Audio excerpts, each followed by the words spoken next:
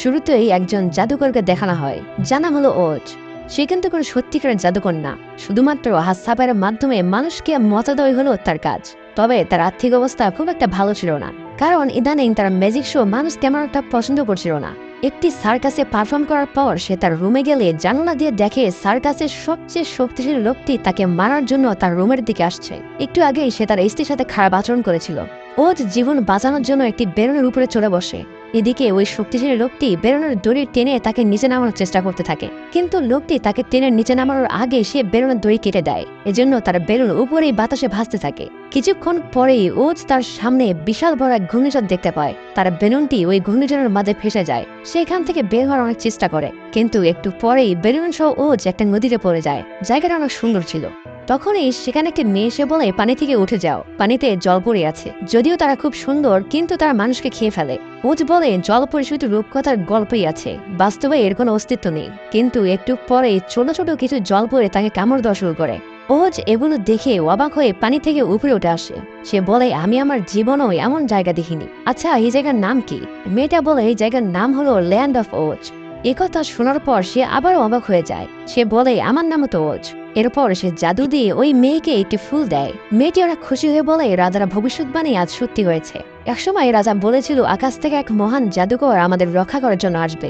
সে এখানে এসে এখানকার রাজা হবে। ওজ বলে, আমি এখানকার রাজা হব? আমারও কি একটা রাজমহল থাকবে? মেয়েটি বলে, হ্যাঁ। আচ্ছা, তুমি সত্যিকারের জাদুকর তো? ওজ মেয়েটিকে মিথ্যা কথা বলে। সে বলে, হ্যাঁ, আমি একজন জাদুকর।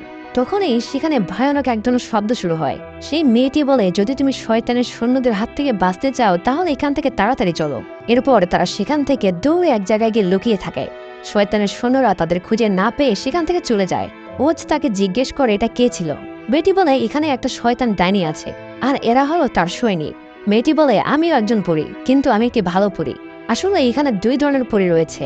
একটি হলো ভালো, যারা মানুষদের কোনো ক্ষতি করে না, এবং অপরটি হলো খারাপ, যারা সবসময় মানুষদের ক্ষতি করার চেষ্টা করে। ও যে বলে, এটা হতে পারে না, যদি তুমি পরী হয়ে থাকো তাহলে তোমার ডানা কোথায়? থিডোরা অবাক হয়ে বলে, পরী ডানা দিয়ে কি করবে? ও যে বলে, ডানা দিয়ে উড়বে। মেয়েটির নাম থিডোরা ছিল। থিডোরা এখানে ওজের কথার আগামাথা কিছুই বুঝতে পারে না। ওজ তাকে জিজ্ঞেস করে, ওই শয়তান ডাইনিটি কতটা বিপজ্জনক? সে বলে, ওই ডাইনিটা অনেক বিপজ্জনক। সে তার বাবা, যে আমাদের রাজা ছিল, তাকে বিষ খাইয়ে মেরে ফেলেছে, কারণ সে নিজে এখানকার রাজা হতে চেয়েছিল। তাই আমার বড় বোন তাকে রাজ্য থেকে বের করে দিয়েছে। আমার বড় বোনও তোমার জন্য অপেক্ষা করছে। এখানেও সে থিডোরার সাথে ফ্লার্টিং করা শুরু করে দেয়। ওজ আসলে এরকমই। সে তার সাথে নাচতে থাকে এবং তাকে কিসও করে। থিডোরা তাকে বলে, আমি কখনোই চিন্তা করিনি তোমার সাথে আমার দেখা হবে, হয়তো আমার জন্মই তোমার জন্য হয়েছিল। আসলে এখানে সে ওজকে পছন্দ করা শুরু করে দিয়েছে। ওজ বলে, আমারও এরকমই মনে হয়। যদিও ওজ তাকে এসব বলতে চায়নি, কারণ সে তাকে পছন্দ করতো না। তাকে ইমপ্রেস করার জন্য মিথ্যা কথা বলে। যখন তারা রাজ্যের দিকে যেতে থাকে, তারা লক্ষ্য করে একটা ডানাওয়ালা বানর লতার সঙ্গে আটকে আছে। সে তাদের কাছে সাহায্য কামনা করে। থিডোরা ওজকে বলে, তোমার তাকে সাহায্য করা উচিত। ওজ তার কাছে গিয়ে লতাগুলো কাটতে শুরু করে। সে বানরটিকে বলে, লতাগুলোকে এত ভয় পাওয়ার কিছু নেই। বানর বলে, আমি ওই লতাগুলোকে ভয় পাচ্ছি না, তুমি সামনের দিকে দেখো। তখন সে দেখতে পায় একটা বাঘ তার দিকে তেড়ে আসছে, কিন্তু বাঘ তাকে কামড় দেওয়ার আগে সে জাদুর মাধ্যমে একটা রঙিন বোমা তার দিকে ছুঁড়ে মারে, যার ফলে বাঘ ভয় পেয়ে সেখান থেকে পালিয়ে যায়। এটা দেখে থিডোরা আর ডানাওয়ালা বানর অবাক হয়ে যায়। তারা বলে, তুমি অনেক বড় একজন জাদুকর। বানরটি ওজকে বলে, তুমি আমার জীবন বাঁচিয়েছ, আমি সারা জীবন তোমার গোলাম হয়ে থাকবো। তুমি আমাকে যা বলবে আমি তাই করব। ওজ বলে, আমার এসবের কোনো দরকার নেই। কিন্তু বানর ওজকে অনেক বড় একজন জাদুকর মনে করে। এজন্য সে বলে, আমি শপথ করে ফেলেছি, আমি সারা জীবন তোমার গোলাম হয়ে থাকতে চাই। এরপর বানরও তাদের সাথে রাজ্যের দিকে রওনা দেয়। কিছু দূর যাওয়ার পর যখন থিডোরা একটু সামনে চলে যায়, তখন ওজ বানরকে বলে, আমি আসলে কোনো জাদুকর নই। এই কথা শোনার পর বানর রেগে গিয়ে বলে, তুই আমাকে এটা আগে বলবি না? ওজ বলে, ভদ্রভাবে কথা বলো, এখন তুমি শপথ করে ফেলেছো, আর আমি যা বলবো তোমাকে এখন তাই করতে হবে। আমাদের এখন ওজের সকল লোকজনকে বিশ্বাস করাতে হবে আমি একজন সত্যিকারের জাদুকর, আর এতে তুমি আমাকে সাহায্য করবে। এরপর তারা তিনজন রাজমহলের ভেতরে চলে যায়। এখানে থিডোরার বড় বোন ওজকে স্বাগত জানায়। তার নাম হলো এভিনোরা। সে এর আগে রাজার পরামর্শ কর্মী ছিল, আর সে ওজকে বলে, আমি এখন থেকে তোমার পরামর্শ দাসী হয়ে থাকবো। কিন্তু সে মনে মনে ওজের আশায় খুশি ছিল না। সে ওজকে সন্দেহ করে। সে ওজকে বলে, তুমি আমাকে তোমার একটা জাদু দেখাও। ওজ বলে, সময় হোক, আমি অবশ্যই তোমাকে জাদু দেখাবো। এরপর এভিনোরা ওজকে রাজার গুপ্তধনের কাছে নিয়ে যায়। এত পরিমাণ গুপ্তধন দেখে ওজ নিজেকে বিশ্বাস করতে পারছিল না। মনে হচ্ছিল সে যেন কোনো স্বপ্ন দেখছে। সে তাকে বলে, এই সবকিছুই তো আমার, আর আমি এখানকার রাজা, তাই তো? তখন এভিনোরা বলে, তুমি এখনো রাজা হওনি। রাজা হওয়ার জন্য আগে তোমাকে শয়তান ডাইনিকে মারতে হবে, কারণ এটাই রাজার ভবিষ্যৎবাণী ছিল। এরপরে এই ধন সম্পদগুলো তুমি নিতে পারবে। ওজ তাকে জিজ্ঞেস করে, আচ্ছা এটা কি সত্যিই কোনো ভবিষ্যৎবাণী ছিল? সে বলে হ্যাঁ। সে আরো বলে, তোমাকে শয়তান ডাইনির কাছে যেতে হবে, তাকে মারতে হবে, এরপরেই সবকিছু আগের মতো ঠিক হয়ে যাবে। ওজ ধন সম্পদের লোভে পড়ে ডাইনিকে মারতে রাজি হয়, আর যাওয়ার আগে সে থিওডোরার সাথে দেখা করতে চায়। কিন্তু এভিনোরা বলে, আমি তাকে বলে দেব, তুমি শুধু শয়তান ডাইনিকে মেরে রাজার ভবিষ্যৎবাণীকে আগে সত্যি প্রমাণ করো। এরপর ও যার বানর শয়তান ডাইনির কাছে যাওয়ার জন্য রওনা দেয়।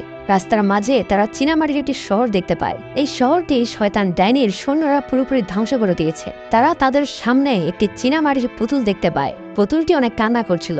সে বলে, শয়তান ডাইনির সৈন্যরা আমাদের শহরকে ধ্বংস করে দিয়েছে, আমরা দুবা ভেঙে দিয়েছে, আমি আর কখনই হাঁটতে পারবো না।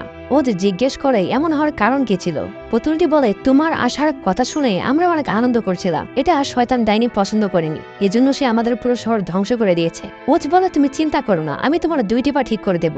সে তার ব্যাগ থেকে আঠা বের করে আর তার 2 পায়ে আঠা লাগিয়ে দেয়। পুতুলটি খুব খুশি হয়ে ওজকে জড়িয়ে ধরে বলে, আপনি সত্যি একজন মহান জাদুকর। এরপর বানর, ওজ আর চীনামাটির পুতুল সামনের দিকে যাওয়া শুরু করে। একটু পরে তারা শয়তান ডাইনির জঙ্গলে পৌঁছে যায়। তখনই সেখানে তারা একটি কালো ছায়া দেখতে পায়। তারা বুঝতে পারে এটাই হচ্ছে সেই শয়তান ডাইনি। ডাইনিকে মারার জন্য ওজ তার জাদুর লাঠি নেওয়ার জন্য যায়। সে এই লাঠি ভাঙতেই যাচ্ছিল, ঠিক এমন সময় তাদের সামনে সেই ছায়াটি চলে আসে। তারা 3 জন খুব ভয় পেয়ে যায়। যখন সেই ছায়া মুখ থেকে পর্দা সরিয়ে ফেলে, তখন তারা খুব সুন্দর একটি মেয়েকে দেখতে পায়। সে বলে, আমার নাম লিন্ডা, আর আমি একজন ভালো পড়ি। ওজ বলে, কিন্তু এভিনোরা বলেছিল তুমি নাকি একজন শয়তান ডাইনি। লিন্ডা বলে, শয়তান ডাইনি আমি না, বরং সে নিজেই। আমাদের রাজা মানে আমার বাবাকে বিষ আমি না এভিনোরা দিয়েছিল, আর দোষ আমার উপর চাপিয়ে দিয়েছিল।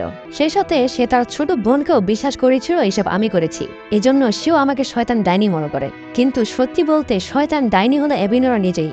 অন্যদিকে দেখানো হয় এই পুরো ঘটনা এভিনোরা তার জাদুর বলয়ের ভিতরে দেখছে। সে বলতে থাকে, লিন্ডা তুমি কতদিন আমার হাত থেকে বাঁচবে? তখনই সেখানে থিওডোরা চলে আসে। সে তার বড় বোন এভিনোরাকে জিজ্ঞেস করে, তুমি কি ওজকে দেখেছো? সে বলে, হ্যাঁ, তুমি নিজেই দেখো। সে তার বোনকে জাদুর বলের ভিতরে ওজ আর লিন্ডাকে দেখায়। থিওডোরা বলে, ওজ লিন্ডার কাছে গেছে, তার মানে রাজার ভবিষ্যৎবাণী সত্য হচ্ছে। এখন এখানে শান্তি ফিরে আসবে, সবকিছু আগের মতো ঠিক হয়ে যাবে। এভিনোরা বলে, হ্যাঁ তুমি ঠিক বলেছ।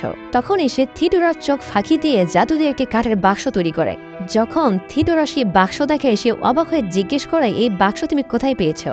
এভিনোরা বলে, গতরাতে ওজ আমার রুমে এসেছিল, সে আমাকে নাচ শিখিয়েছে, আর যাওয়ার সময় ভালোবাসার নিদর্শন হিসেবে আমাকে এই বাক্সটা দিয়েছে। থিওডোরা এসব শুনে অনেক কষ্ট পায়, কারণ ও যে ভালোবাসার নিদর্শন হিসেবে এমন একটা বাক্স তাকেও দিয়েছিল। যদিও তার বোন মিথ্যা বলছিল, কিন্তু থিওডোরা এই ব্যাপারে কিছুই জানতো না। থিওডোরা তার বোনকে বলে, ও যে আমাকে ওয়াদা দিয়েছিল সে আমাকে তার রানী বানাবে। এভিনোরা থিওডোরাকে বলে, এমন ওয়াদা সে আমাকেও দিয়েছে।